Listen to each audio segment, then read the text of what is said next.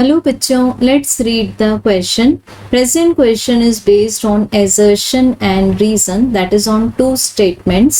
Assertion में है if the net external force on the body is zero, then its acceleration is zero.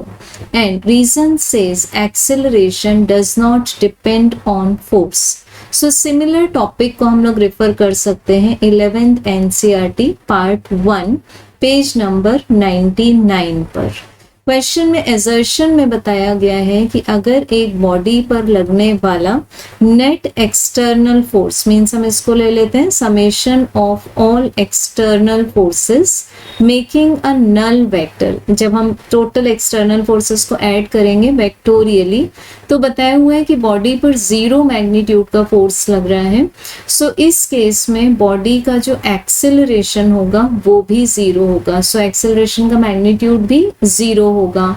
तो यहाँ पर अगर हम अप्लाई करते हैं for the authenticity Newton second law of motion, जिसके अकॉर्डिंग हमें मिलता है force is directly proportional to the rate of change of linear momentum.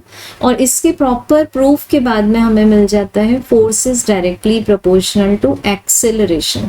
सो अगर टोटल फोर्स हमारे पास में नेट फोर्स जीरो है तो एक्सेलरेशन भी जीरो होगा। It means Newton second law of motion से हम कह सकते हैं कि assertion is true. Now reason says acceleration does not depend on force. तो Newton second law of motion से ही हमें मिलता है force equals to the product of mass and acceleration. तो acceleration will be equal to the force per unit mass. So अगर हम एक बॉडी का मास कांस्टेंट एज्यूम कर लेते हैं तो एक्सेलरेशन डायरेक्टली डिपेंड करेगा फोर्स पर।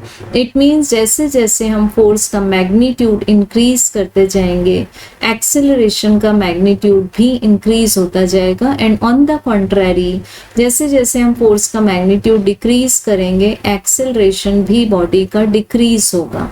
सो we can say that acceleration directly depends on force, hence reason is false. So the correct answer will be option number 3. Thank you.